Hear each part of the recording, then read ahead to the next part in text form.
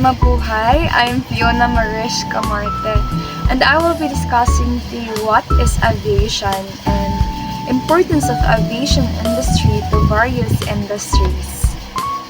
Let's start. The word aviation was coined in 1863 by the French writer and former naval officer Gabriel Lalande. It derives from the Latin word avis, meaning bird, combined with the suffix "ation," which indicates an action or process. The term essentially means the art or act of flying, inspired by birds, which are natural flyers.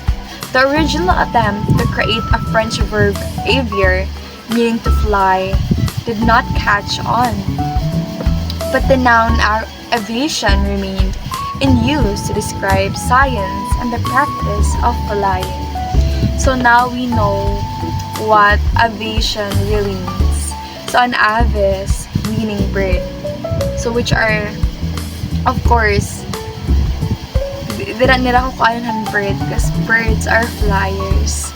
Because aviation, when we talk about aviation, it tackles about flying. So airplane and jet planes or anything at all now when it comes to flying. So I guess when they came up with this, they thought nga we should choose aviation because it explains flying. Because of course when we are using airplanes and jet planes, it flies. It's transporting through or by air. So what is aviation?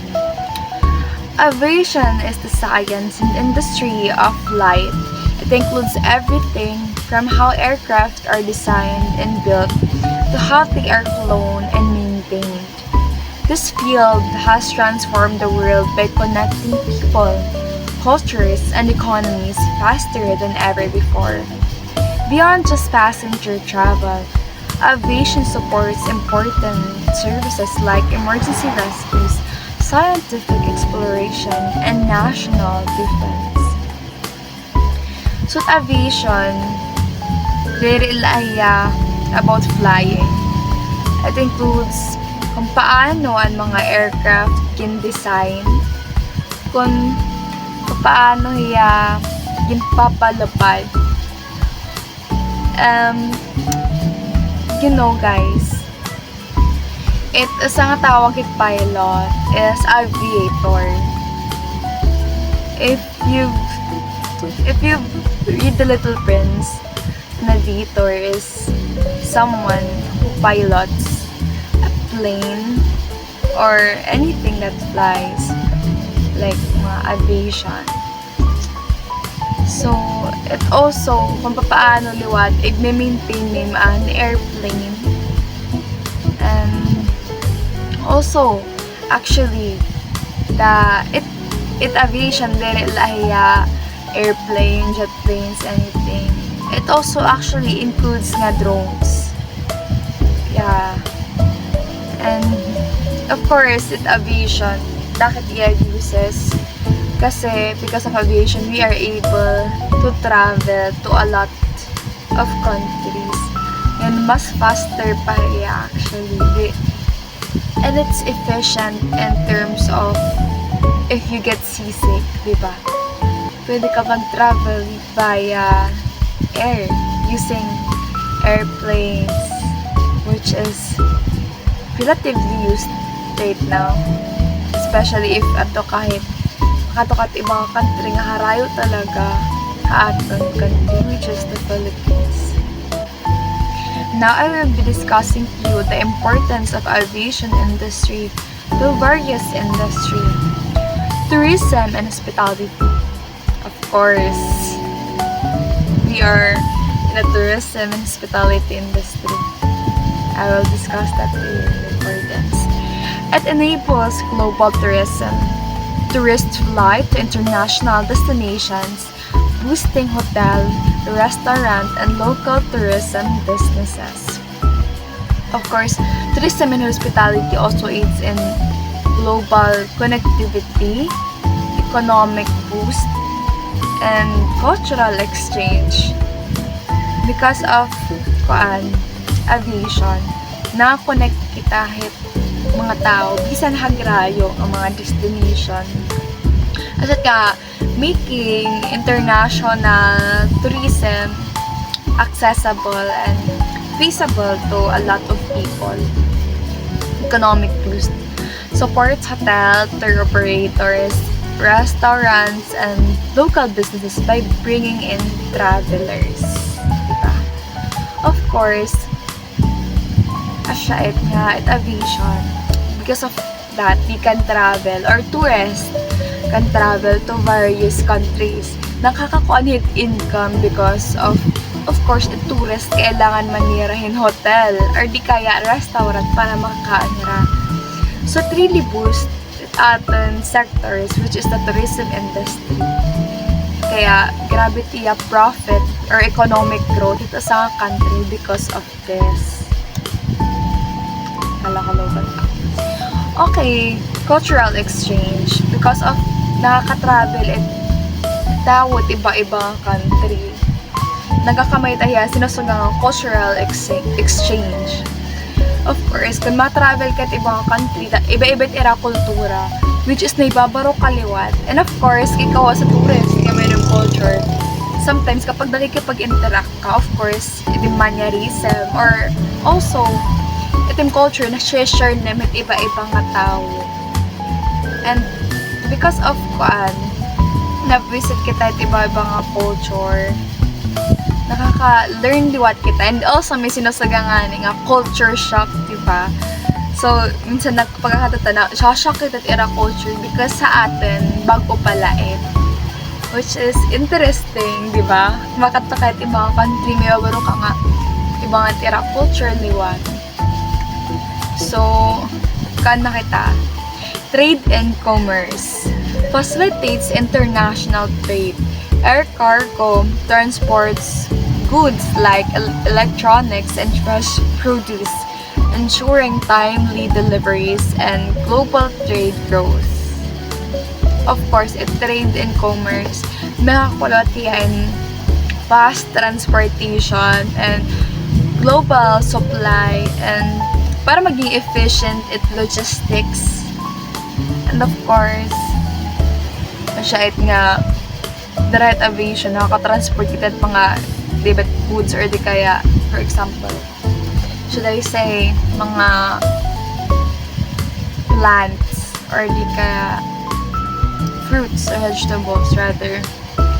Syempre, when madali lang tiya mag-perish or madunot. So, darahin, pwede kita makapag-transport yung food or mga food to other places para di rin lang magpanos or di kaya madunot. Diba? Supports, of course, dalaliwat hit aviation na kuwankitahin international trade, which is important liwat hit aton ekonomiya. Kasi kung warayhin aviation, hindi rin mga transporter ko or makakapag-exchange at mga goods, of course, magkukulang kat mga resources. And daraluwat yun, nakakaliwat kita ng income. And in terms, nakaka-help liwat kita kahit other countries, nga dere maubusan ng era resources.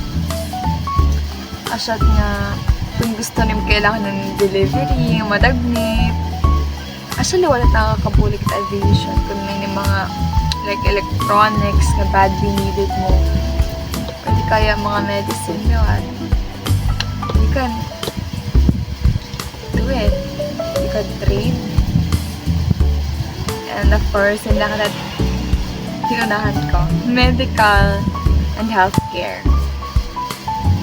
Supports emergency medical services, air ambulances, and medical evacuation flights provide critical care and transport for patients in need. Of course, medical and healthcare, emergency response, mas madagnit.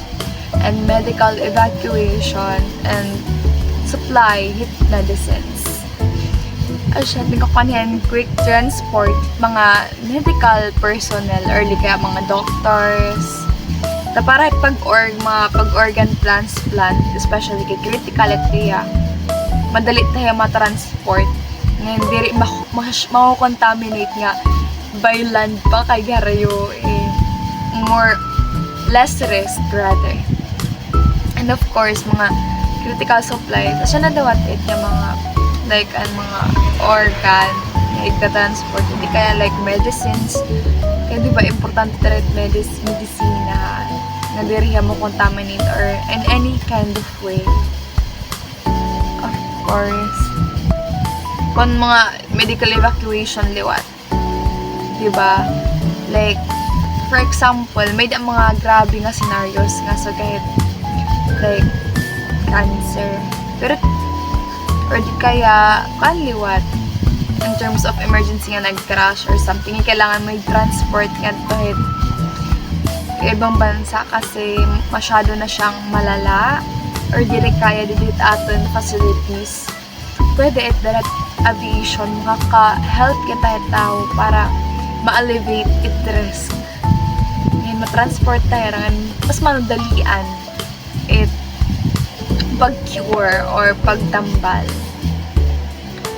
sharat nga fast delivery of medicines and mga vaccines liwat diba, direct aviation nakakuha kita ng mga vaccines especially COVID actually in COVID damon na ban nga mga flights diba and it really affected diba the economic growth ng aton country kasi good it aviation industry dapat i-benefit sa atin diba kaya nawarayan taliwat tourist yan hindi kita nakaka-travel so grabe ang epekto ha at diba susugay nga scenario, grabe at epekto ha atit aviation. Aerospace and technology. Drives aerospace aviation advances lead to aircraft innovation and design materials and technology. Aviation advancement lead to aircraft design, materials, and technology breakthroughs. So, at aerospace and technology, nagkukuan liwat diyahin itakas technological advancement and research development. Yeah. And kasi aviation, hindi ko innovation. At pag aerospace engineering, ngayon, mga pag-conhit safety, para technology, and kung liwat advancement of materials, and mga navigation system. Of course, natin kakuan na technology na darahit kuan na-improve tet mga aircraft nga mas safe pa yung tao so in a sense magkukuan liwat tayo comfort kasi of course gina-travel ka grabe liwat kin mag-overthink ka nga dire safe it nga flight darat kin na nagkita ka improve pa it mga aircrafts katong ginagamit. And of course, so navigation system, di ba dati, waray navigation system. Di ba kapag wala navigation system, makaranlikin, magka-travel ka, kasi baka may mga interference, mga nag-interfere in terms of, dahil, what do you call this?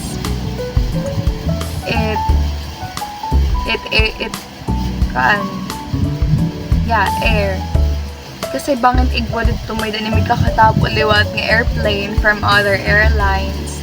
Pero wala pat airlines dati. From other countries. So, delikado talaga niya. Yun na, may daan na mga diba, navigation system para may babaronim nga kung may na-interhit border or hit kada country. Or kaya, para malalaman mo kapag may missiles or like rocket launching para waray disgrasya. Kasi nga, nagko-collaborate na diba yan at mga technologies and about aviation and which is nakaka-opay talaga hiya. Dirila liwan. ako pa talaga hiya kay in terms of innovation. Kapag sinusog ang innovation, gini-improve man yun. So kapag gini-improve, natin kaupay hiya it mga system or di kaya it mga materials sa ginagamit it mga aircrafts or mga content aviation rather. Okay, next. Entertainment and media. Facilitates international entertainment. Musicians and actors and sport teams travel by air for global tours and events, entertaining audiences worldwide. So, ano ka, entertainment and media kata? Okay. Of course, liwat, if entertainment and media, kapag nakakato kahit like, di ba, nagka-transport makitahit mga tatawagin, mga artist or mga celebrity through like airplane, jet plane, or di kaya, jet plane. Ito, airplane. Di ba may nila sarili nila nga airplane. So, darahit nakakapag-travel it iba nga like celebrities nga kaya para makapag-entertain nila dito na different countries. Di ba liwat? Tara liwat it mga celebrity nga na travel it country. Di ba liwat? Nagka-travel para lang makita hira. So, grabe liwat it affected niya it entertainment industry. And of course, karan media liwat, di ba? Kasi minsan, di ba may daan news about aviation, which is helpful liwat ha media. Kasi nakita liwat hira and also natatakal nira at different topics about aviation, which is mas nibabaro liwat kita ng mga tao wala na waray knowledge about it good. So, energy and natural resources aids resource exploration and extraction. Aviation is crucial for reaching remote oil and gas fields, supporting exploration and transporting personnel and equipment. Yukuan liwat it energy and fuel and natural resources rather it fuel dependency and resource management. Yeah, tapos kasi it aviation grabe talaga iya pag rely or hit koan gas or di kaya fuel which is ginagamit para pag-transport also. Grabe, it mga people or mga supplies. Di ba paano maganat airplane kung naray gasolina? Di ba, bisan nga net mga like mga tricycle kailangan ng gasolina. Paano pa kaya airplane which is dapat alat talaga kay kan talaga different countries pa diba or continents at travel. Pero yan na, nakakapekto talaga it natural resources na negatively what in aviation. But also, damo namit mga industries yan na nagkukuhanin mga sustainable approach or mga alternative para i-improve in nga issue. So, the operations liwat, diba? Asya natin sa sugalawat nga effective management at mga natural resources. Kaya kailangan talaga niya kay of course it aton ecosystem na revolve man liwat hindi yung mga so kailangan talaga maging sustainable approach liwat. So grabe liwat it helpful talaga at aviation and overall haat kasi asya we can travel around the world, especially kailangan natin emergency kasi it by land or by sea biyaha it talaga at least kadumat na hitin certain destination. So through aviation makaka-travel na kita and it's for me it's economical and efficient kasi hassle free talaga hiya kay makakatukay sa nga destination nga madali ila. And kung i-compare that prices liwat kung magka-travel ka by land good naman naka-diferensya. Di dapat by air, magiging comfortable ka pa. And also, dapat yung time para makapag-travel kahit ito nga country. Kasi damit by land ka. pagkatunim, batlaw ka na. Tapos, diri ka siya na masyadong makaka-travel at nga place kasi gutin na aning allotted time nga imo ginhatag para hit, di ba? So, aviation is really important. Grabe iya uses. And as you can see nga explanation, grabe talaga iya buli ka at. So, yun lang. Thank you. And this is Fiona Marish Camarta signing off. Thank you. Now let's move to an early concept and flight attempts. Aviation roots trace back to 15th century China, with the invention of the use of kites, an early exploration of aerodynamics. Leonardo da Vinci, 15th century, designed several flying machines concepts such as artipistry and parachutes, centuries ahead of actual flights technology. The history of aviation began long before modern airplanes were invented, as early as the 15th century in China. People were already experimenting with kites, which helped them explore the basic principles of aerodynamics, how air moves an object. This early invention showed humanity's first attempts to understand flight. Centuries later, during the 15th century, Leonardo da Vinci explained on these ideas.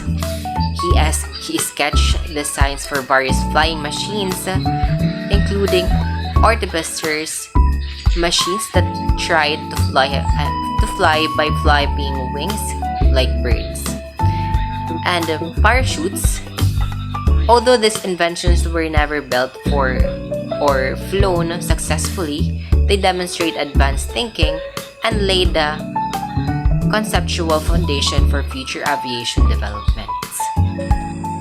Ballooning and airships. The Montgolfier brothers achieved the first Mad Hatt air balloon flight in 1783 in France, marking the first time human flew in the air voluntarily. The development of ballooning and airship marked a major step forward in human flight.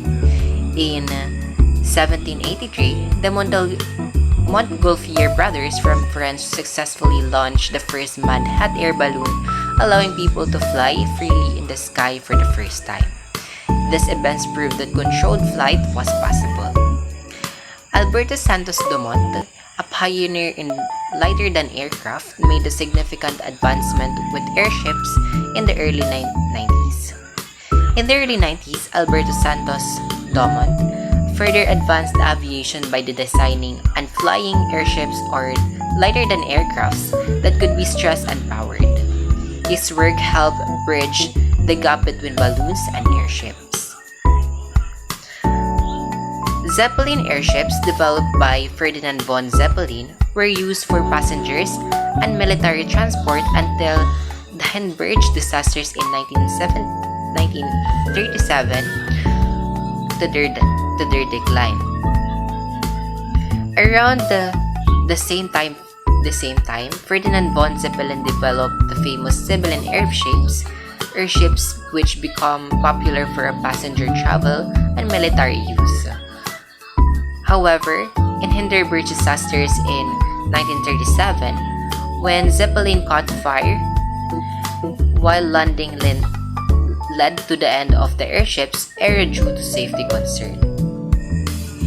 The Wright brothers and powered flight.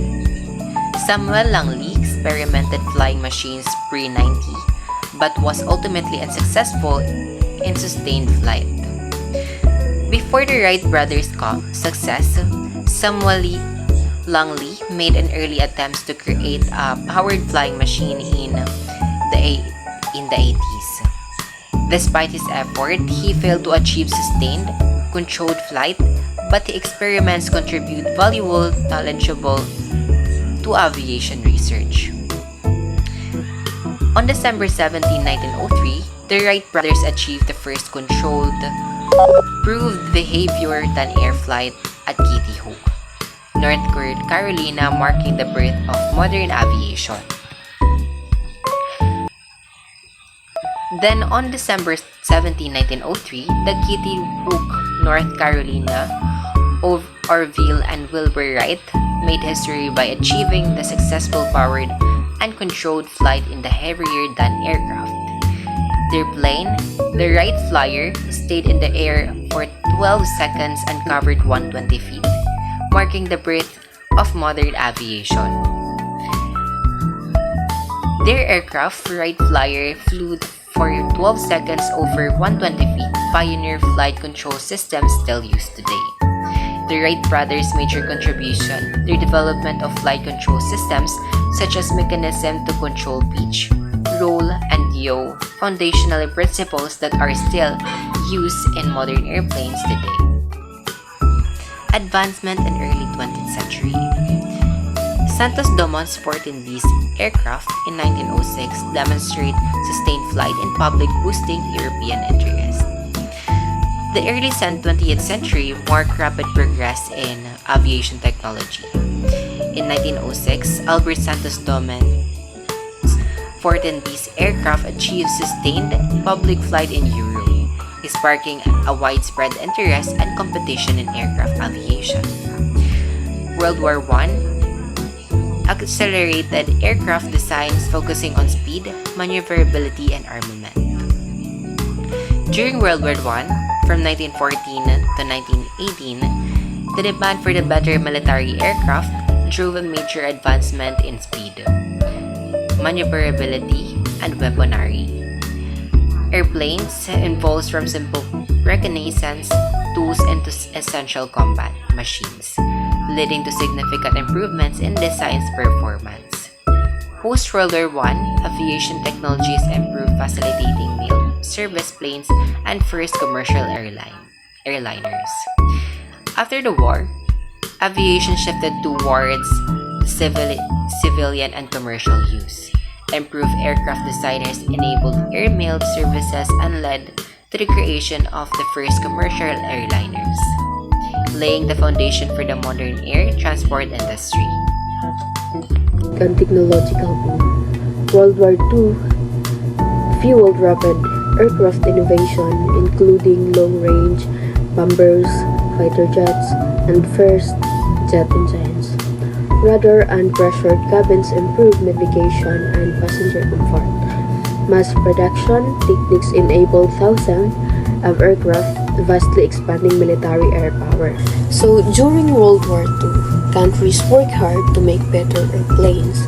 They built faster fighter jets, long-range bombers, and used jet engines for the first time. Radar helped pilots find their way, and pressurized cabins made flying safer and more comfortable. Mass production also allowed thousands of planes to be made quickly, giving the military more air power. And the next is post-war civil aviation. The Douglas DC-3 became the first reliable, efficient airliner opening air travel to the public in mass scale. The 1950s and onwards saw the jet age begin with planes like the Boeing 707, making intercontinental flights faster. Airports and air traffic control system modernized to handle growing passenger numbers. In post-war civil aviation, after World War II, air travel became more common for everyone. The Douglas DC-3 was the first safe and efficient airplane used for public travels. In the 1950s, jet planes like the Boeing 707 started the jet age, making long trips faster. Airports and air traffic system were improved to handle more passenger and flights. And the next is contemporary aviation and innovations. In introduction of digital avionics and glass cockpits replaced analog gauges for better flight management. Use of composite materials reduce aircraft weight and improve fuel efficiency, exemplified by the Boeing 787 Dreamliner. And also automation and safety technologies such as autopilot and an enhanced vision system significantly lowered accident rates. in contemporary aviation and innovation. When we say contemporary aviation and innovation, it is a modern aviation uses advanced technology to make flying safer and more efficient. Digital avionics and glass cockpits replace old coaches, helping pilots manage flights better. New materials like composites made planes lighter and save fuel, like in the Boeing 787 Dreamliner. Automation and safety tools such as autopilot and vision system also reduce accidents and made flying more reliable. Spartan College Rule. Spartan College, founded in 1928, has trained more 100,000 aviation professionals around the world. It is well known for its program in aviation maintenance, technology, and piloting, helping improve the aviation industry growth and safety. So, good day everyone. Today I will share with you the story of Philippine aviation, and we will also learn how the airlines first came to our country. So, way back in 1911, it started very early 1911. This means airlines is still new to the world. But even if the invention was still fresh, they already reached the Philippines. In fact, we are the first Asia who see and try and experience the airlines before. So imagine how exciting and surprising it must have been at that time, seeing a machine that could actually fly like a bird. So going back in 1914, airplanes started to be used not just for shows but also for something practical. So there was a pilot named Tom Gunn or Thomas Gunn who delivered the first meal service by airplane here in our country. So this was big deal before because it shows that airlines could make life easier and goods could be delivered faster than ships or traveling by land, of course. So that's how flying started to become useful to everyone. So here's a fun fact. Even though the Philippines was an early starter in aviation, we do not build our own planes. Unlike in shipbuilding, we are more unskilled. But we depend on other countries for planes. So in summary, aviation in the Philippines began in 1911 and has grown ever since. Even if we don't build our own planes, aviation is very important because it connects us to the world. Alright, so now let's talk about the Philippines first. Pero bakit nga ba natin kailangan malaman ang mga history o nakaraan? Unang-una, mahalaga ito para sa atin. Bakit? Dahil dito, lalaman natin ang mga nangyari sa nakaraan na naka-impluwensya sa kasalukuyan. Pangalawa or lastly, ito rin ay isang paraan upang mapanatili ang ating kultura at tradisyon. So ngayon, tunghayin naman natin ang nakapaloob sa The Philippines First. The following first were written in the book titled 100 Years of the Philippine Aviation 1909-2009. So dito, i-focus on airline management by Dr. Abelino Zapanta, a former President and Chief Operating Officer of the Philippine Airlines, 2005. So gaya ng sabi ko, dito, isinulat ni Dr. Abelino Zapanta ang tungkol sa mga pangyayari o naganap noong sa kapanahunan nila. So now, doon naman tayo sa the first recorded flight happened on February 27, 1911. So when James Badmars, an American pilot, flew his plane called the Red Devil plane about 10 miles out of Manila. So ika nga nila dito, even though this flight may seem short and simple today, but kuno, it was a big achievement back then because it marked the first ever cross-country flight in the Philippines. So it proved that flying was possible in the country and inspired future development in aviation. So dito sa recorded flight happen is isa to sa mga nakasulat sa or nakapaloob sa 100 years of Philippine aviation. Isa to sa isinulat ni Dr. Abelino Zapanta. So, the second naman is an important event happened on February 12, 1912. So, nang si Gagaban, isang pinunong Egorot, ang naging kauna-unahang Pilipinong pasahero, siya ay pinalipad ni Lee Hammond sa ibabaw ng Luneta Park, na ngayon ay isang Rizal Park. Ang paglipad na ito ay naganap sa panahon ng isang airshow, kaya't ito ay para lamang sa pagpapakita at hindi para sa negosyo o komersyal na paglalakbay. Bagaman, ang mga paglipad na ito ay hindi pa bahagi ng serbisyo, ang mga eroplano o airline, mahalaga pa rin ang mga ito dahil sila ang simula ng kasaysayan ng abyasyon sa Pilipinas. So, dito sa Philippine First, dito pinakita o dito natin nalalaman kung kailan at sino-sino ang mga kasapi ng pagpapalipad ng kauna-unahang mga eroplano o aircrafts, ganon. So, that's all. Thank you. Good day everyone, my name is Kristen Plana and today I am going to discuss about the significance of air transportations and categories of aircraft. So the goal of transportation is to transform the geographical attributes of freight people according to Rodriguez and his team in 2013. So it means that the goal of transportation is to move people and goods from one place to another, changing their locations and accessibility to make travel and trade easier. If we say freight, that means goods or cargo that are being transported from one place to another, usually by ships, truck, train, or airplane. So, transportation exists to remove distance and connect people and places. It is essential for human activity, for global interaction. In tourism, it plays an even greater role, bringing travelers to destinations all over the world. For the Philippines, being an archipelago, transportation is crucial. We have the land, sea, and air travel, but air transportation remains the fastest and most convenient one. For example, traveling from Manila to Davao, it takes 48 hours by bus, but only 2 hours by plane. Though it may be more expensive, but air travel saves time, giving tourists more opportunities to enjoy their destinations rather than spending their time on the road or on the sea.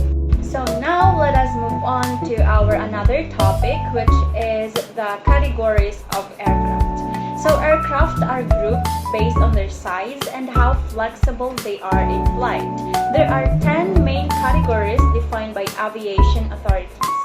First categories that we have is acrobatic aircraft. This is built for aerial stunts like rolls and loops that is used in air shows. So if you already watched videos online or in TikTok, whereas they use acrobatic aircraft for a huge events like for weddings or even in gender reveal. So as you can notice, with aircraft, the aircraft releasing different colors nga gases, right? For gender reveal, ganun. For air shows. Actually, the example of acrobatic aircraft. So next categories is commuter aircraft. This is a small planes for short distance travel that can carry up to 19 passengers. Next is experimental aircraft.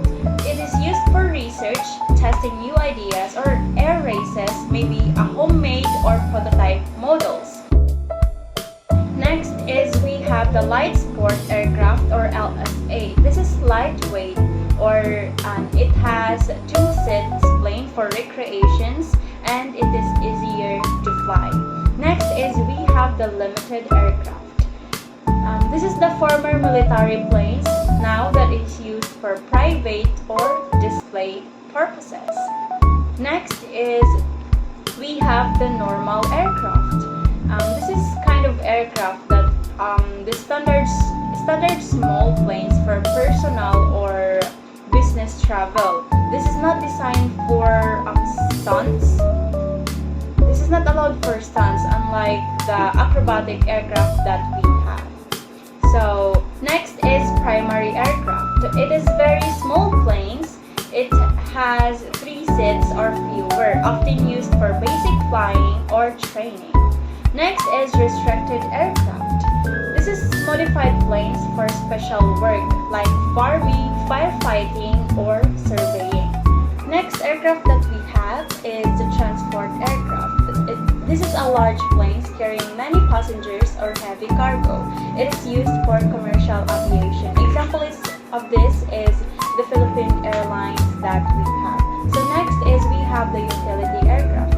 The small planes that can perform limited aerobatic moves such as steep turns or speeds. That's all for my part. Thank you for listening. Again, this is Christine Splana, and have a great day. Thank you. So now, let's talk about the types of aircraft. Airplanes were actually divided into different types depending on their use and design. According to Archer and Cyra 2003, there are 5 main types of aircraft used in airline industry. So the first one is we have jet. So jet are the big and fast planes that usually ride for long trips or international flights. The next is prop jet. It's like a combination of jet and propeller, not too fast but very fuel efficient, usually for short to medium flights. Then, the propeller.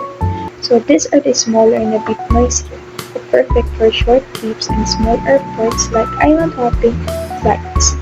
And the fourth one is helicopter. This one can take off and land anywhere. It is super useful for rescues, tours, or VIP transport.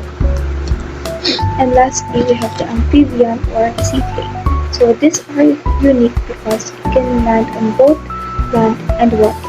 It is perfect for island areas like Palawan. So each type has its own purpose and importance in tourism and travel. This type of aircraft helps determine how many passengers it can carry, how fast it travels, and what kind of airport or landing area it can use. Usually, passengers prefer jets because they're faster and more comfortable, while propeller planes are slower and louder, but great for short routes. Also, it depends on the airport conditions. Smaller airports can only handle smaller planes like propellers or prop jets. So, now let's move on to routes and air services. So airlines use something called network planning models. It's like a strategy to know which routes are profitable and where people want to fly. So we have here 2 types of network models. So the first one is point-to-point network model. This one is simple. It's a direct flight from one city to another, like Manila to Singapore. No stopover is easy and fast. Usually, low-cost airlines like Cebu Pacific use this because it's cheaper and more flexible. The next is hub and spoke network model. So, imagine a bicycle wheel. The hub is the center, and the spokes are the smaller routes connecting to it. So, big cities like Manila or Cebu act as hubs, and the smaller cities like Davao or Puerto Princesa are the spokes. So passengers from small cities go to the hub first before flying to other destinations. So airlines use their bigger planes for hub-to-hub and hub-to-major destination flights and smaller planes for the feeder or spoke flights. So this makes the operation more efficient and cost-effective since the planes are always full. But of course, the hub and spoke model is not perfect. According to Habas 2019, one big problem is congestion. Since many airlines use the same hub, like Manila, it can get really crowded. That's why other major cities in the Philippines like Davao, Clark, and Puerto Princesa are now upgrading their airports to handle more flights and serve as new hubs for airline operations. So that would be all our part. Thank you. So let's talk about the Global Industry Organization. So before the creation of International Air Transport Association, the Chicago Convention decided to establish the main industry regulator, which is the International Civil Aviation Organization. It became the United Nations agency that will focus on technical and safety standards that carried out by the countries. The International Civil Aviation Organization, or the ICAO, decide every rule and standards applied to civil aviation and to regulate airlines and tackles all commercial aviation problems. ITA was created to help ICAO to some technical questions like how to make prices and rates more predictable and cheaper. And ICAO standards are directed to the governments, while the ITA's standards are for airlines themselves. So, International Air Transport Association set a standards in airport that is acceptable by everyone and applicable worldwide. It improves the passenger experience. So, ITA was established in 1945 by 57 airlines and today has 290 member airlines from 120 countries, 480 strategic partners, and 100,000 accredited travel and cargo agencies. So, even if you're not signed up with ITA but run on air flights or airline businesses, it will control you. It's because of the ITA codes. So, the airline designated code is for reservations, ticketing, documentation, and the information about the airline. So the second one is the prefix codes for computer systems to identify passengers and cargoes. And they also have a baggage tags codes, the 10 digits numbers printed in the tags for easier baggage handling at airports. And the last one is the location codes used by airports, rails, or ferry stations. So until the present now, the ITA takes its missions. So they have their 4 key performances during the COVID-19 pandemic in 2020. So the first one is to generate cash of up to 120 billion for airline relief by 2020. So the purpose of this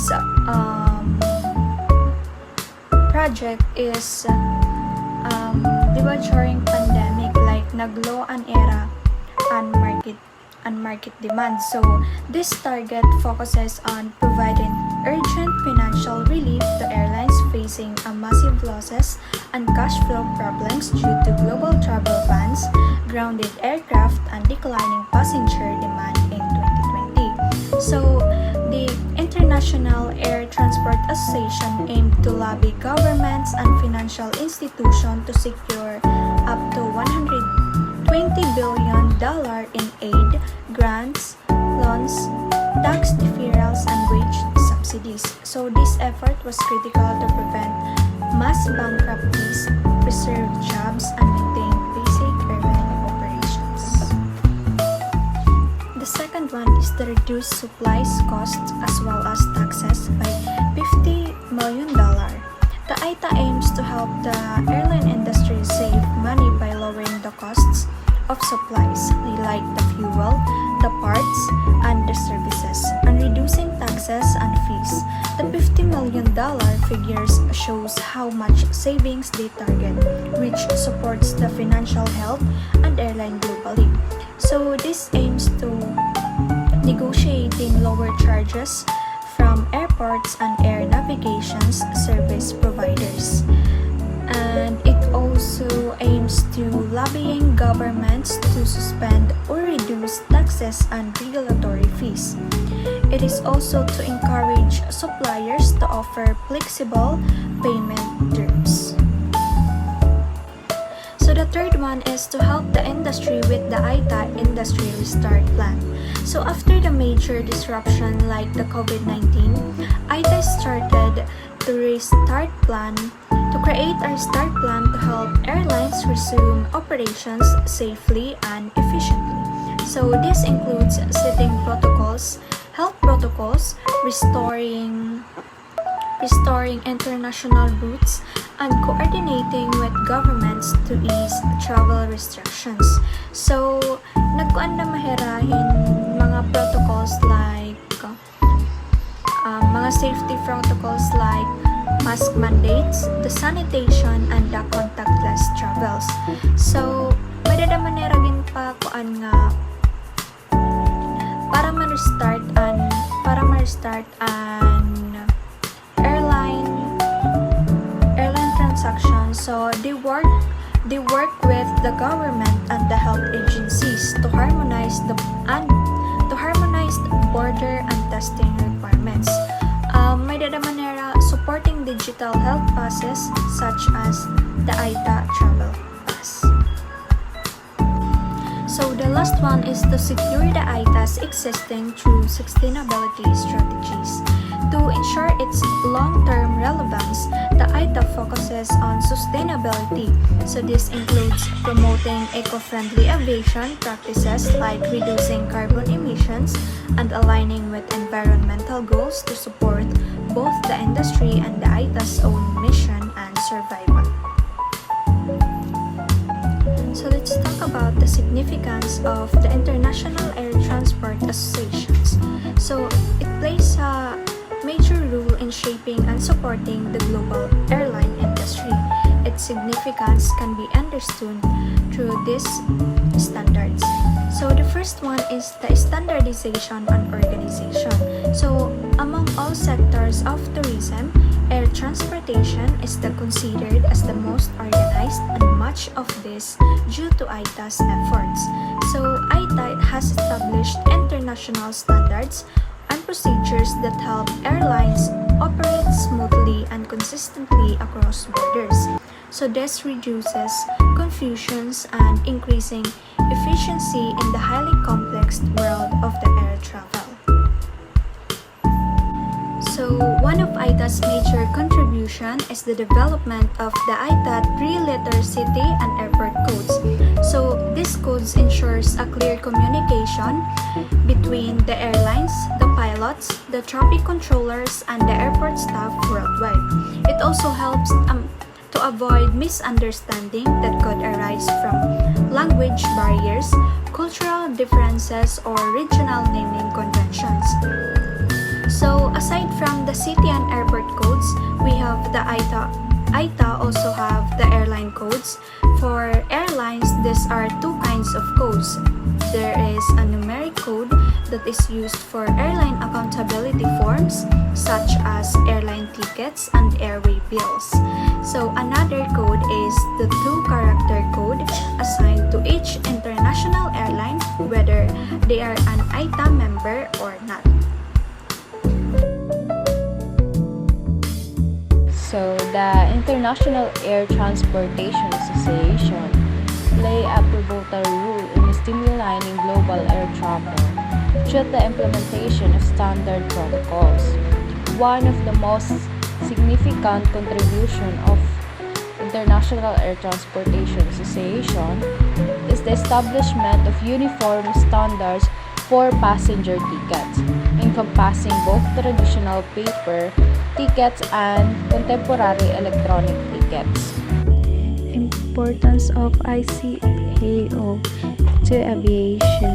ICAO involves in aircraft accident aviation, particularly concerning international airlines. They look into the causes of disaster. They try to learn who or what was the reason for mishap. They investigate to prevent similar accidents in the future. Global warming is mostly caused by air pollution and carbon dioxide emission. Airplanes are powered by aviation fuel or aviation gas. Those airlines contribute significantly to the cause of global warming. To ensure environmental protection, ICAO development methodology to compute carbon dioxide emission for air travel passengers who are environmentally conscious well known the emission they contribute to the air when they travel by air. Trivia. per flight about 3,000 kilometers. CO emission per passenger in premium cabin 2 times CO emissions per passenger in economy resource. So the ICAO plays a crucial role in the ensuring the safety and sustainable of global aviation. This involved the aircraft accident investigation and the development of methodology for computing carbon dioxide emission for air travel are paramount to the aviation industry and the environment. Economic significance of International Air Transportation Association. So the International Air Transportation Association play a crucial role in the economic stability of the airline industry. It sets gross fares for international routes, aiming to balance the interests of both airline and passenger. Philippine regulatory bodies, Civil Aeronautics Board or CAB.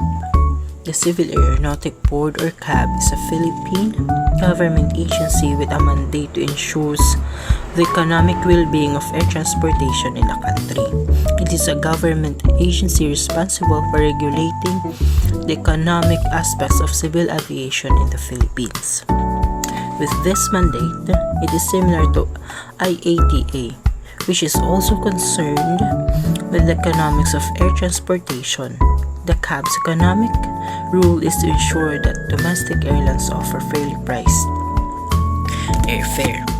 So Civil Aeronautics Board is isang Philippine government agency na nagmamandate to ensure na economic well-being hit the airfare in the Philippines, in the country.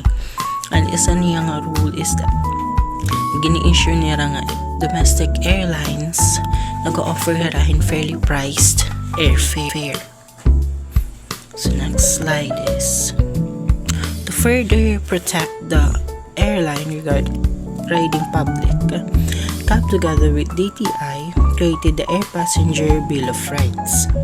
This document signed in December 2012 stipulates the obligation of the airlines to their passengers, such as amenities to be provided in case of delays, compensation for bumping passengers in case of overbooking. Also, CAB is the one that issues letter of authority to cargo providers, cargo general sales agent, and cargo sales agents. And one of the important rule of CAB involves air negotiation. So, what is this air negotiation? This air negotiation is where countries come to an agreement regarding the traffic or the maximum number of passengers they can carry between them for a given period. So, the air negotiation is dahil nagkakamaydaan na agreement and countries regarding na hand traffic, tapos kung pipiralaan era ang maximum number hand passenger nga era makikerry for the given period of time. So let's go to another Philippine government agency for air transportation, which is Civil Aviation Authority of the Philippines. Civil Aviation Authority of the Philippines, or CAAP, is another Philippine government agency for air transportation. If CAB has a mandate on economic aspect, CAAP is tasked to ensure the technical and operational aspects of the airline industry. Republic Act 9497 stated 6 mandates for CAAP. One of the mandates given to CAAP is the responsibility of maintenance of airports. However, CAAP's management mandates on Philippine airports does not include the 3 major airports. So the 3 major airports are the Ninoy Aquino International Airport, also known as Manila International Airport. The second one is the Mactan Cebu International Airport, And the last one is the Clark International Airport. Why ask? Because Ninoy Aquino International Airport or Manila International Airport is managed by Manila International Airpost Authority or MIAA, while Mactan Cebu International Airport is managed by NGMR or Megawide Cebu Airport Corporation. And of course, the last one, the third one, is the Clark International Airport is managed by Luzon International Premier Airport Development Corporation. Kaya, they are not covered by the Civil Aviation Authority of the Philippines. So the last slide for me is the CAAP is also tasked to ensure the safety of air travel in the Philippines.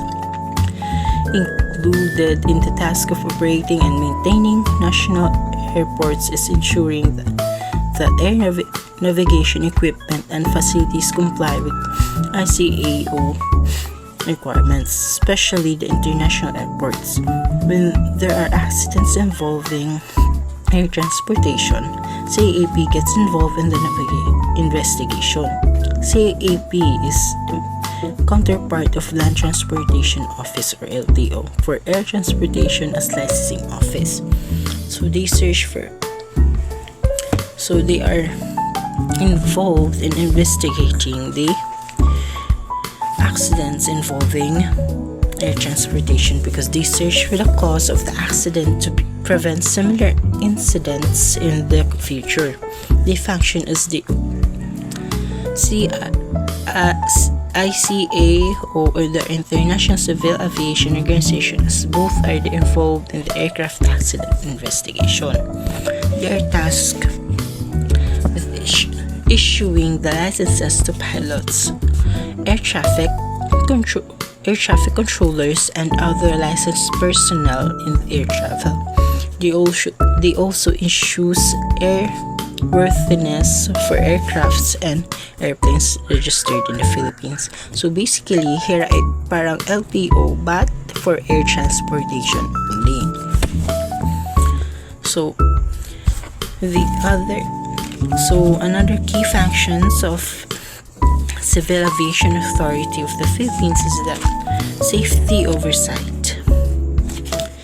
They make sure our safety. So the second one is licensing. They issue licenses to airmen and aircraft and certifies aviation operators. The third one is air traffic management. They manage the air traffic. The fourth one is aviation security. This ensures aviation security and investigates accidents. Aviation security refers to the measures and protocols in places to protect the aviation industry from international bodies. So the benefits of having Civil Aviation Authority of the Philippines is that they promote safety. They regulate aviation industry, they support economic growth, they protect passengers, and the last one is they fosters innovation.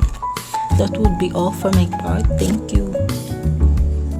The air transport structure is viewed at the industrial level, where airlines compete while offering similar services.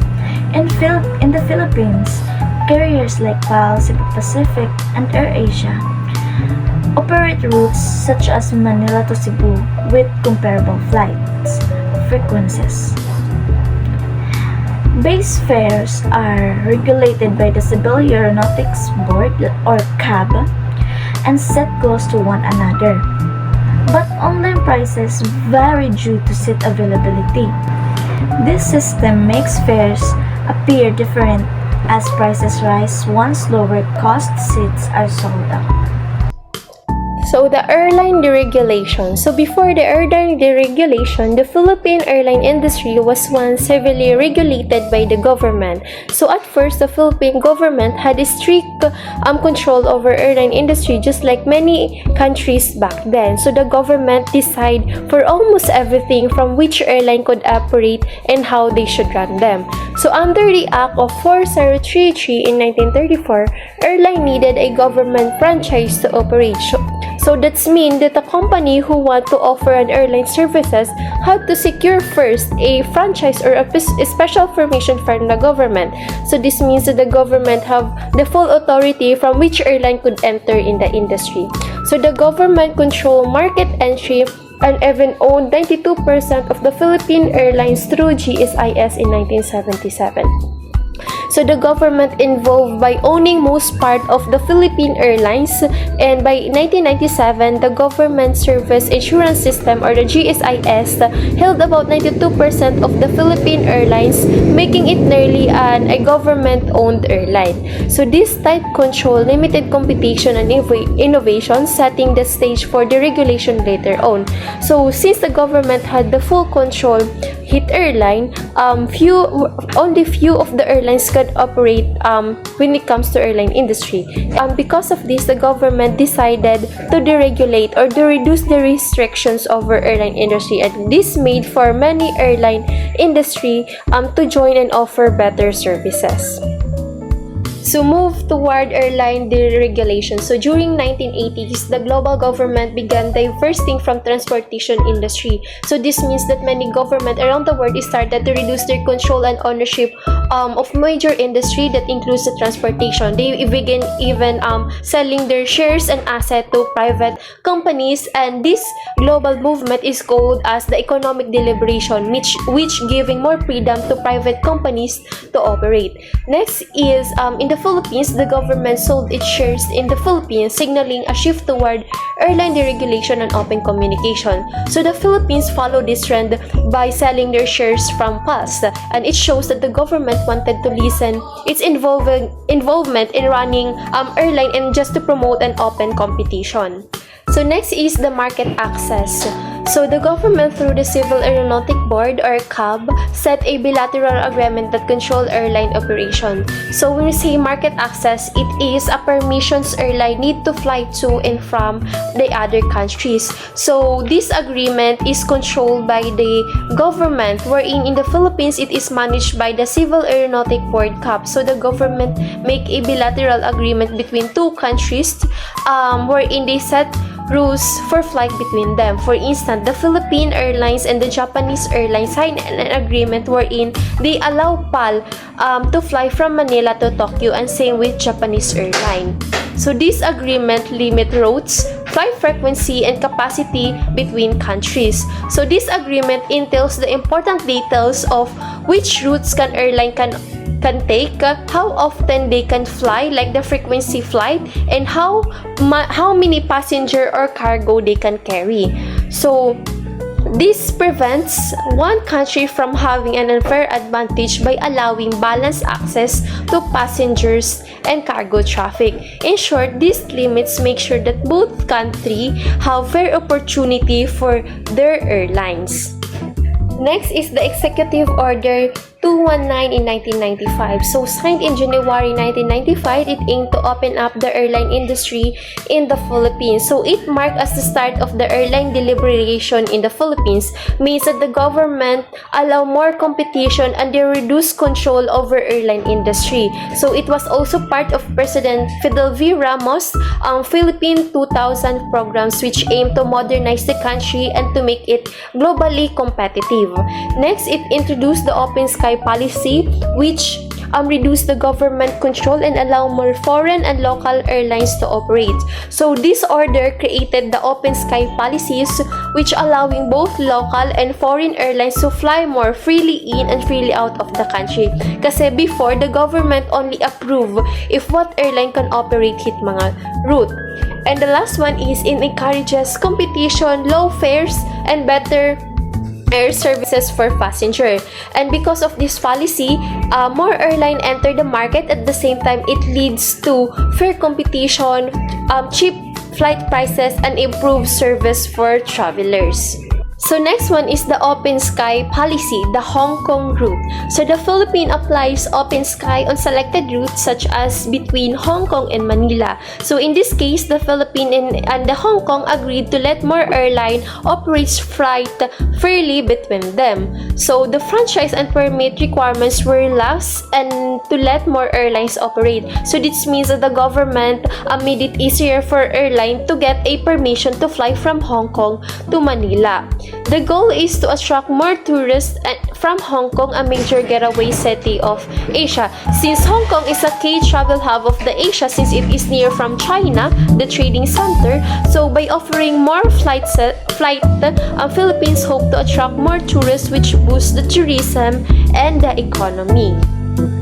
Sa concern about the open sky policy. So in early 2000, Egypt Air operated direct Hong Kong-Manila flight, showing the expansion of flight rights beyond traditional limits. So the Egypt Air was given a special permission by the government of the Philippines and Hong Kong through the open sky policy bisan kundi rehiya apihit route. That is to show for flight to be open and flexible. So some airline raised concern that the policy was one-sided since they felt that the permission or the agreement was more favored in foreign countries instead of treating all countries fairly. So this situation showed that the need to balance implementation of the open sky policy. So since nga the special permit, Egypt could add more flight while the Philippines didn't get the same opportunity.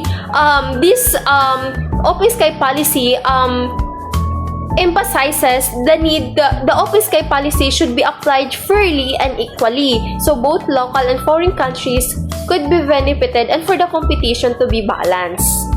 The airline industry connects the world through fast but costly travel.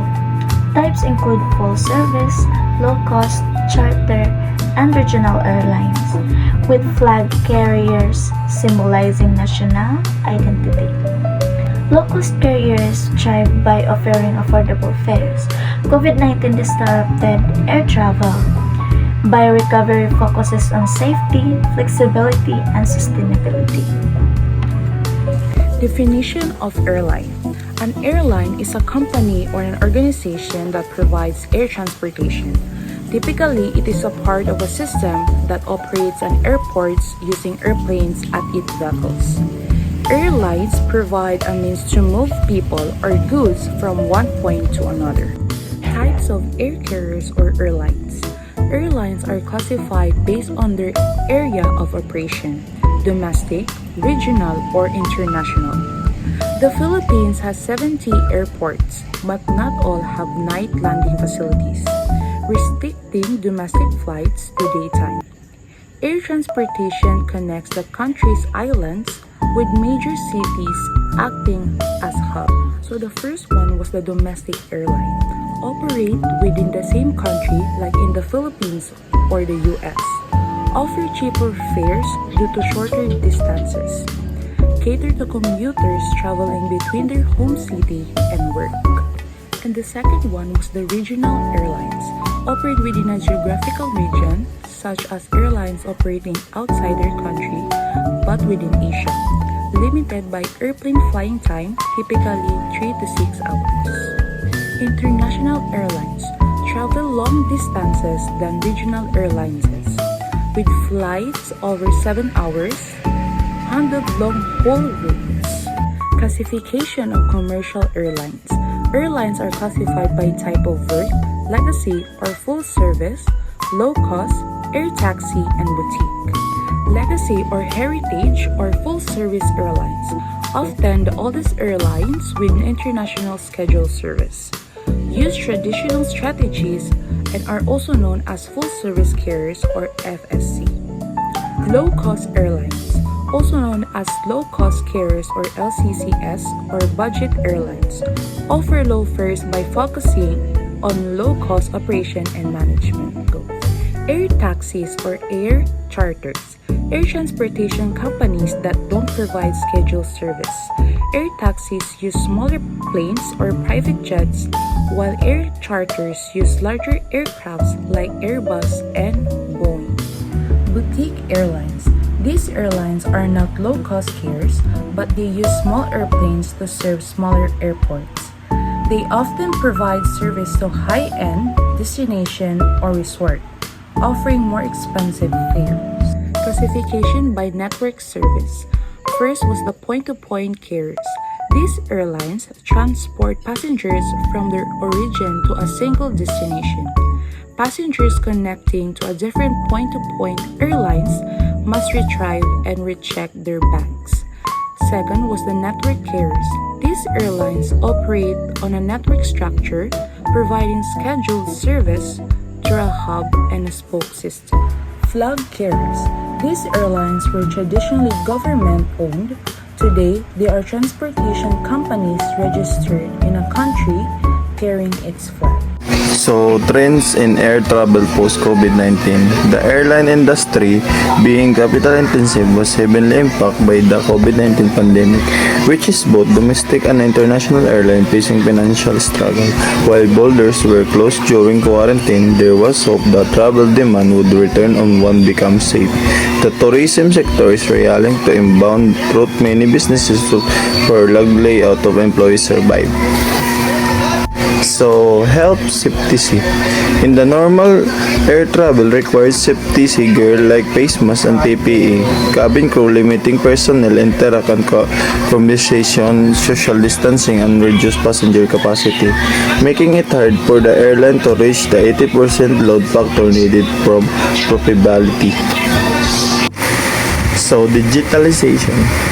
Digitalization is the airline industry accelerated due to the COVID-19 promoting touchless transaction and fastest adoption of check-in kiosks and automation. So airline websites now serve as one-stop shop for booking, communication, and managing flight changes, often supported by chatbot for customer inquiries. So travel behavior.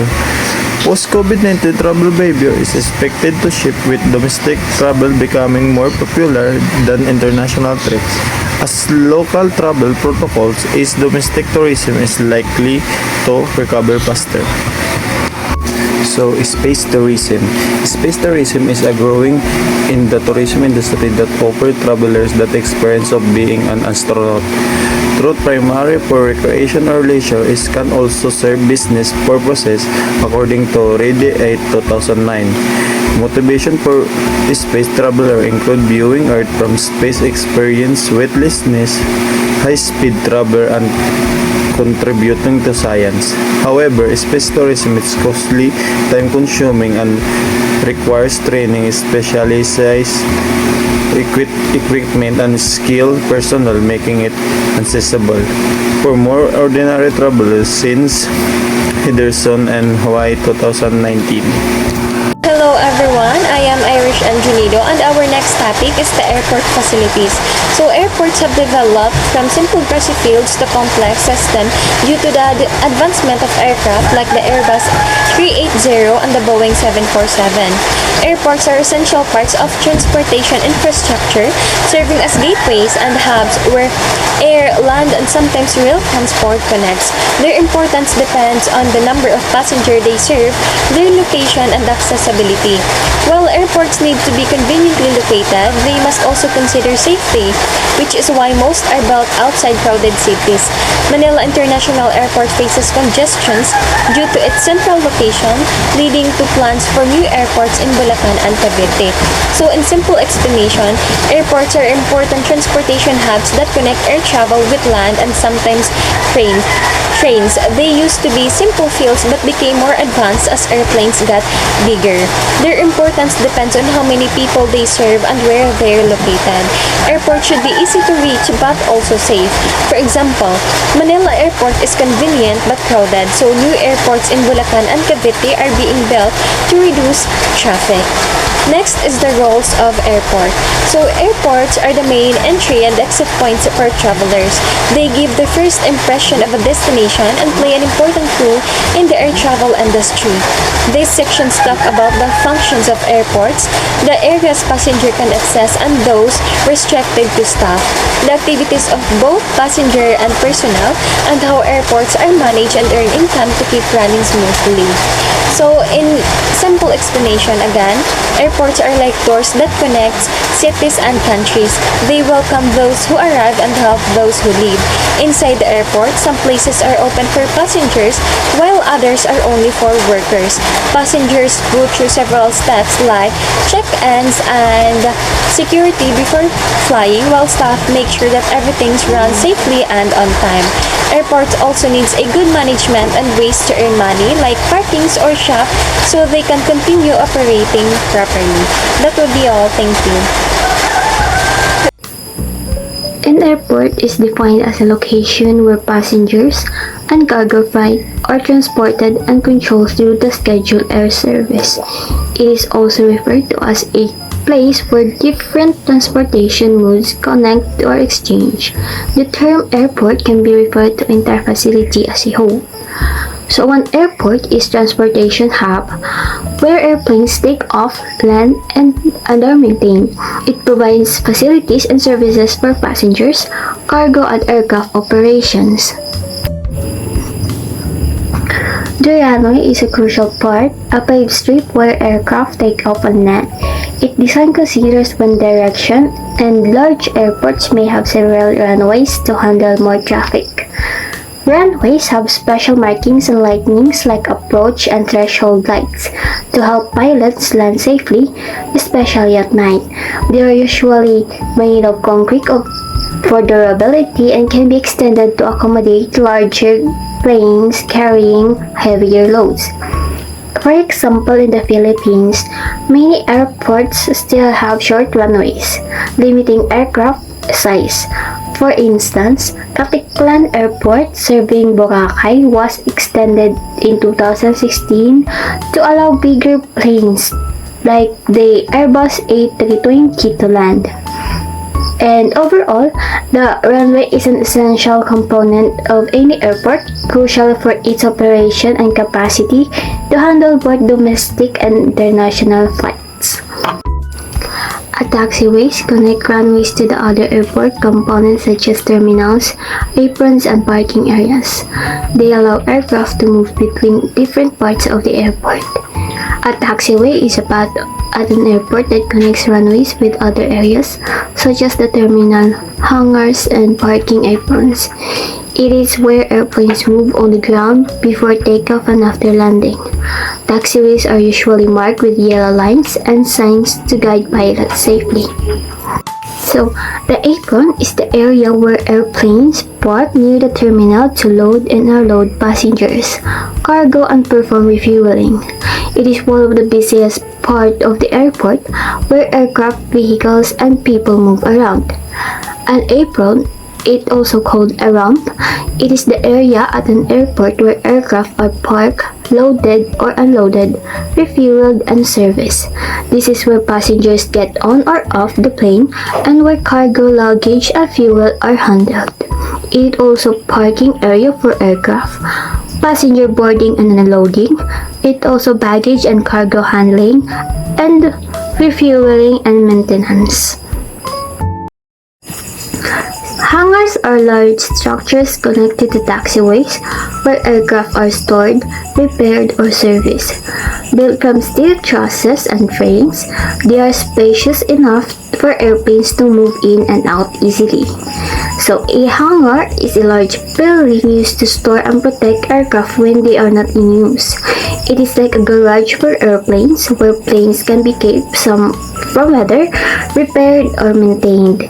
For example, when an aircraft needs servicing or overnight storage, it is moved into hangar to keep it secure and protected. The control tower acts as the airport's nervous system.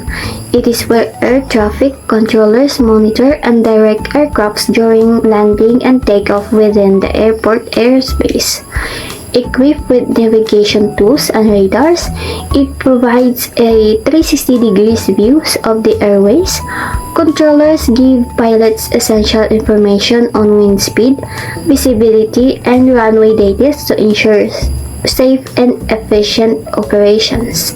So a control tower is a tall building at an airport where air traffic controllers work to manage and guide aircraft on the ground and in the airspace near the airport.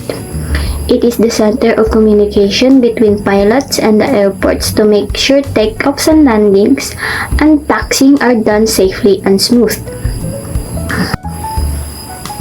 Airport parking areas serve both personnel and passengers. They are also used by car rental services and must be large enough to handle vehicles, including those used for dropping off and picking up passengers. Parking refers to the designated area where aircraft are parked and secured when they are not flying. It is usually located on the apron or a separate parking stand away from runways and taxiways. In the Philippines, parking areas are designed to accommodate family and friends who meet arriving travelers. A terminal building is the main building at an airport where passengers begin or end their journey. It is where people check in, drop off luggage, go through security, wait for flights, and board or leave airplanes. The terminal is the airport's main contact point and gives passengers their first impression of the destination. For commercial airports, it is where check-in, ticket validation, document verification, and boarding take place. For international flights, it also includes custom processing. The terminal reflects the architectural and functional identity of the airport. The departure area or level is where passengers process travel documents, immigration interviews, and wait for boarding. It is also means leaving the airport to travel to another place, where passengers check in, go through security, and board their flight.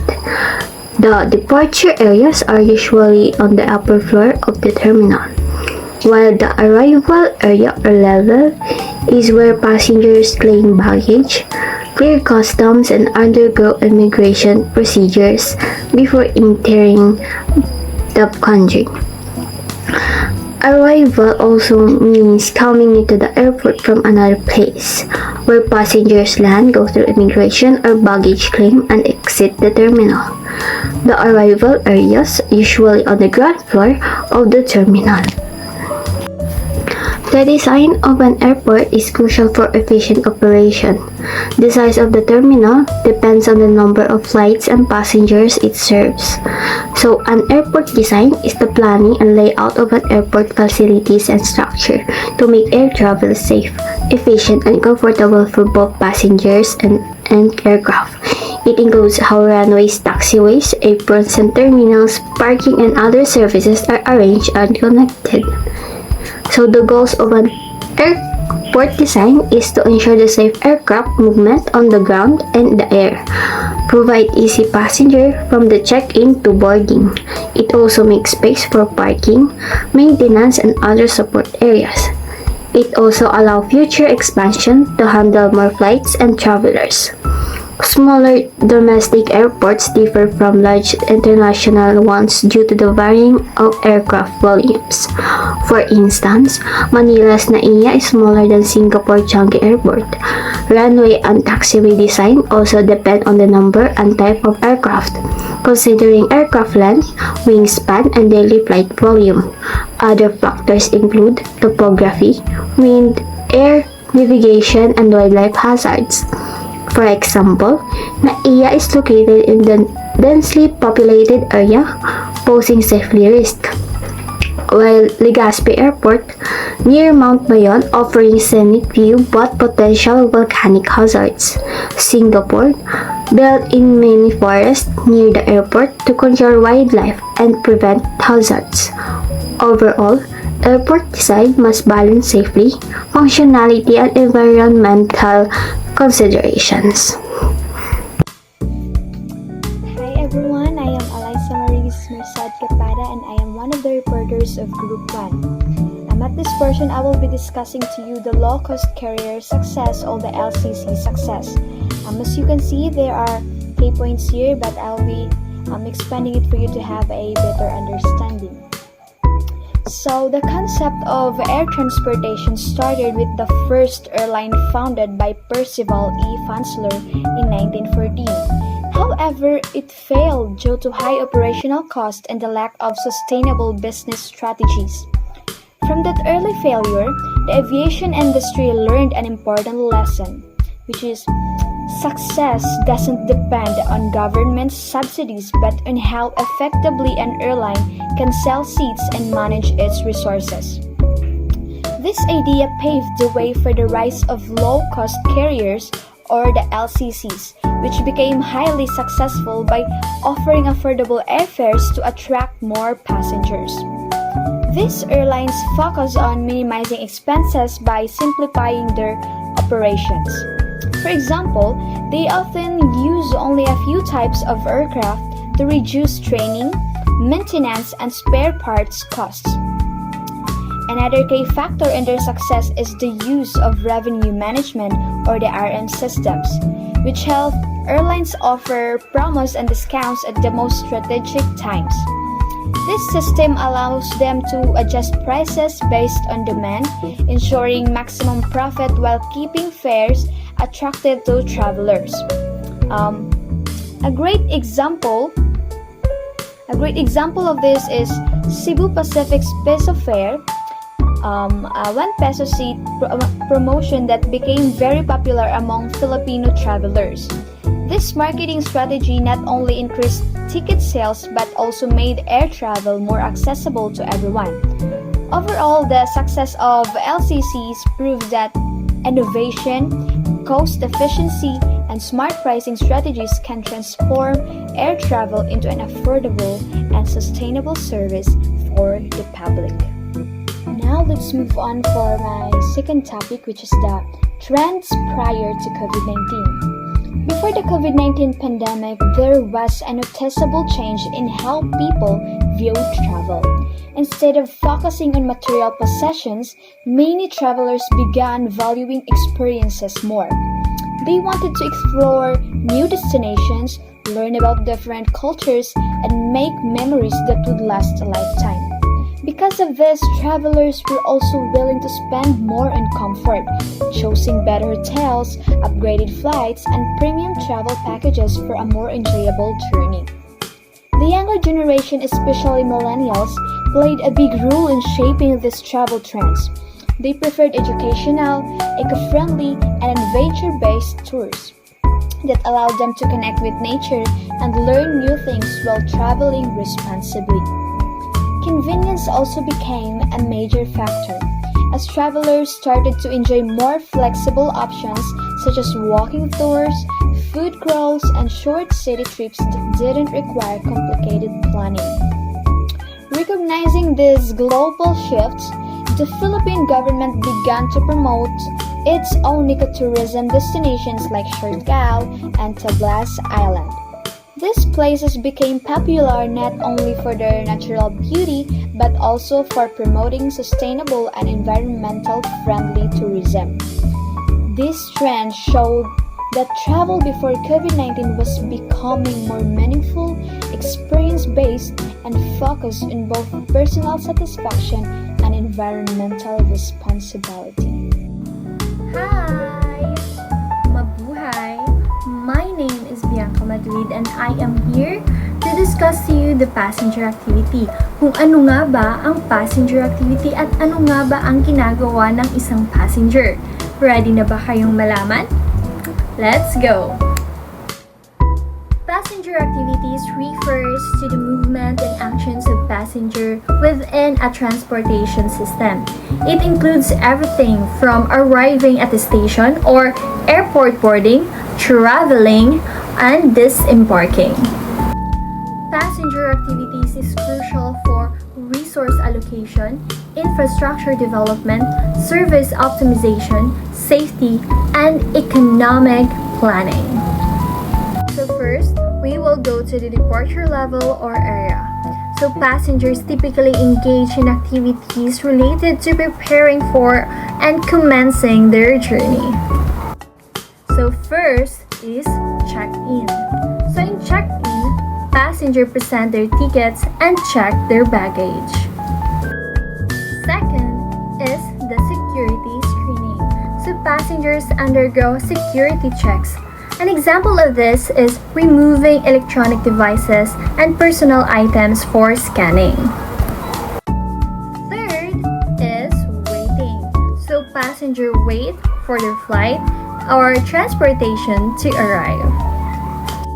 The fourth is, or the last one in the departure level, is the boarding. In here, passengers enter the aircraft presenting boarding pass to the staff before entering the plane.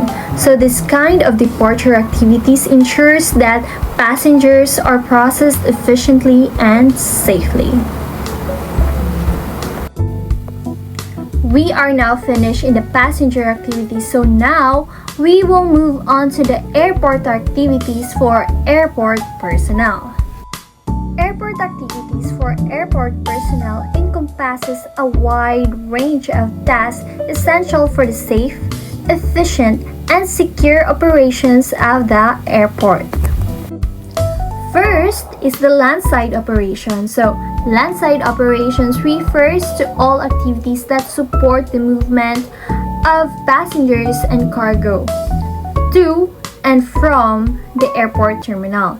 It includes parking facilities, ground transportation such as buses, taxis, and ride-sharing services, access roads, and cargo handling.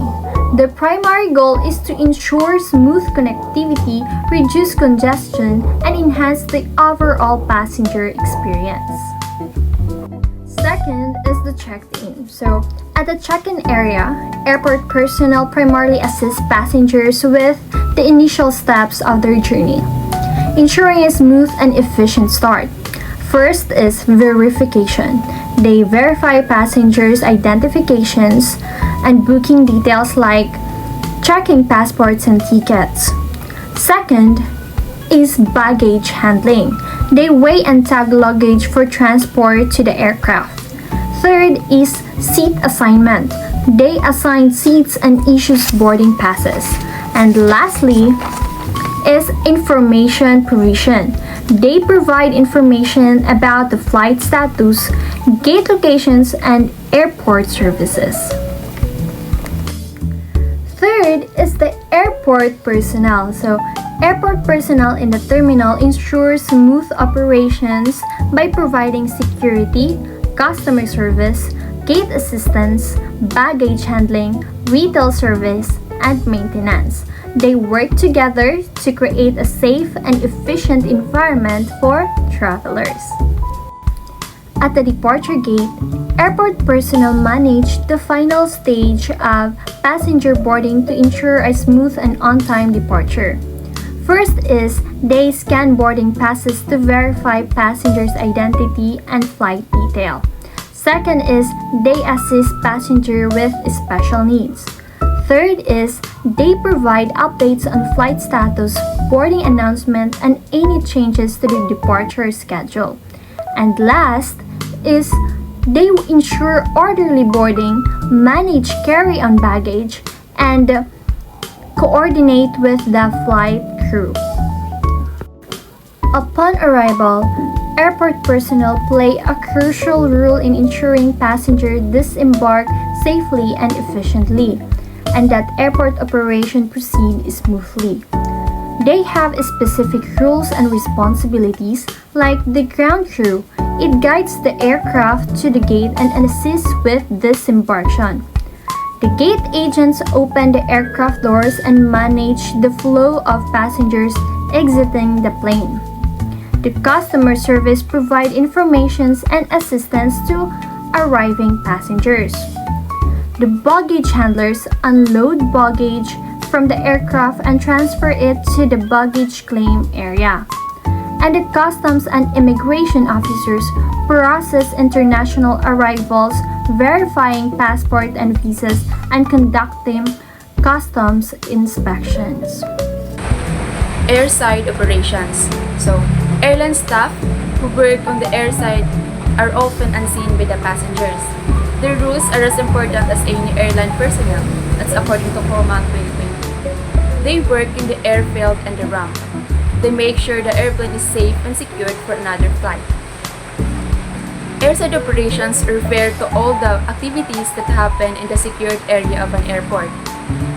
The part where airplanes land, take off, and park, and get prepared for another flight.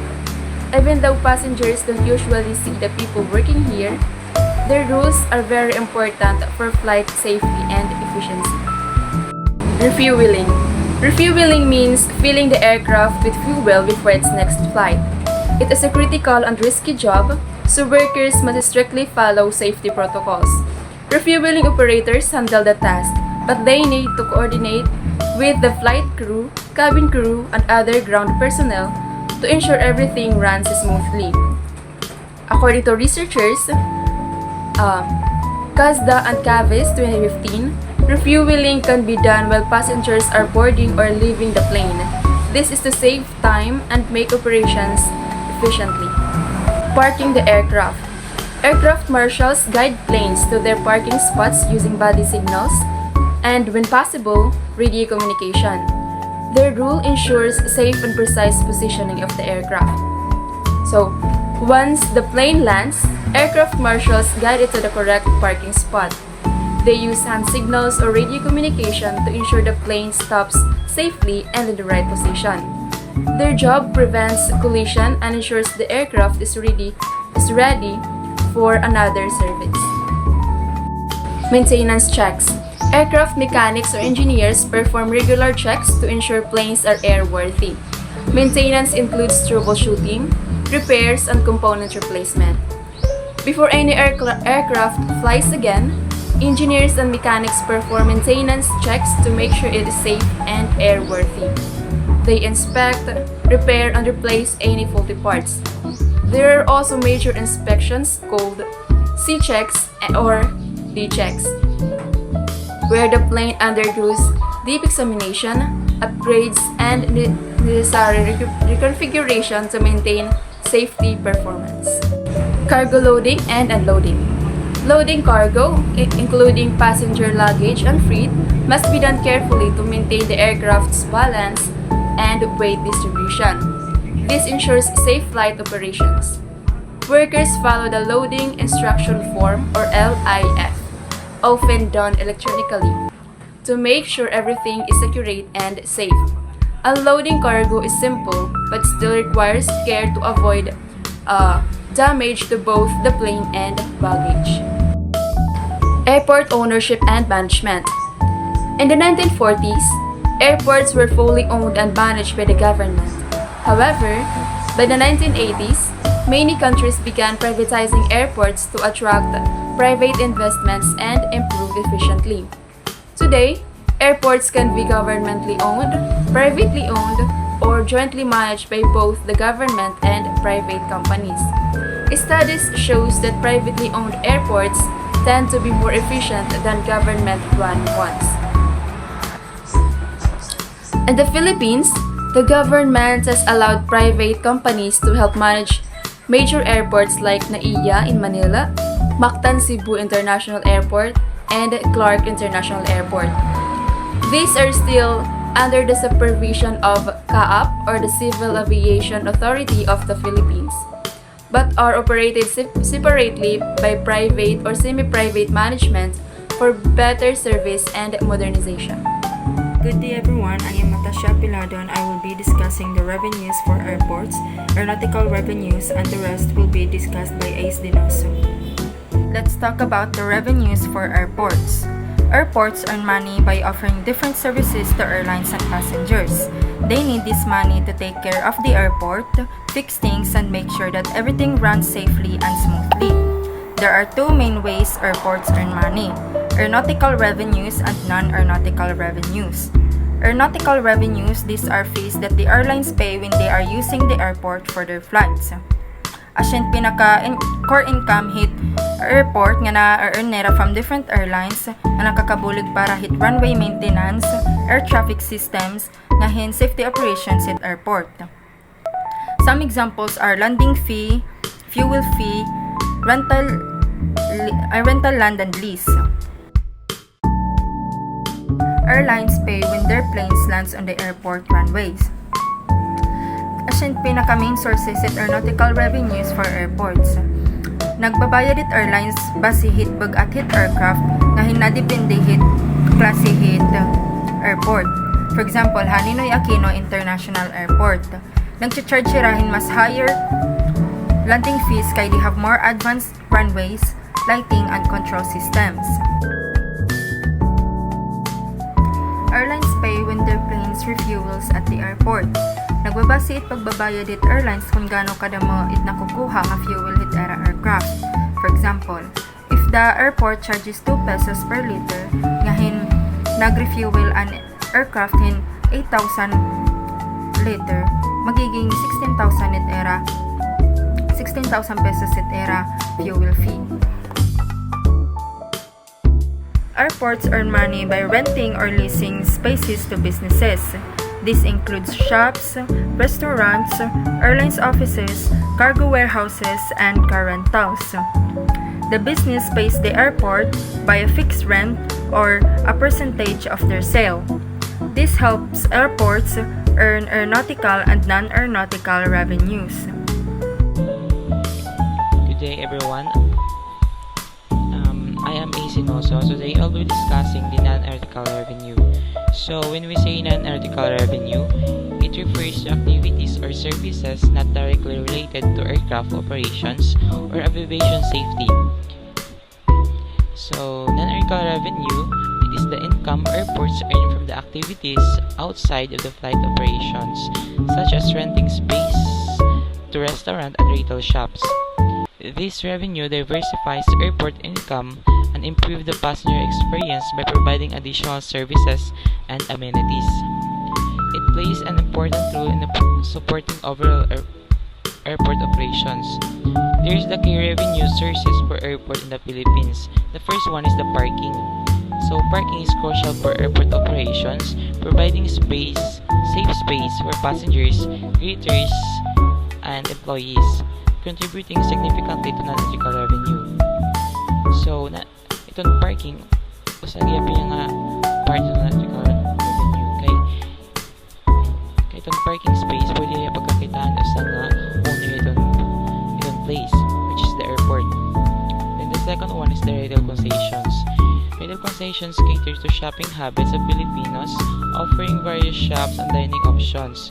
Airport earn revenue through rent or percentage of sales, ensuring steady income even during slower passenger traffic.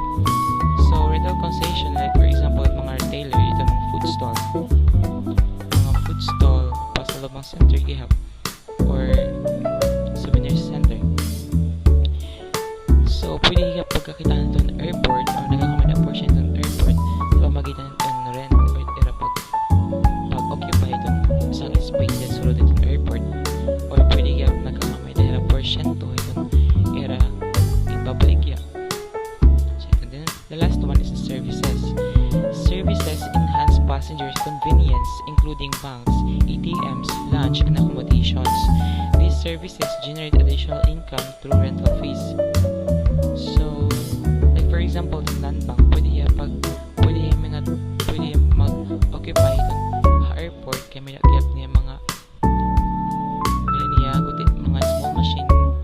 small machine nga pwede maka-occupy itong space. So, pwede mag-rent. So, nagakamay na itong portion ito o nagkakamay na kita or income itong usa nga place, which is the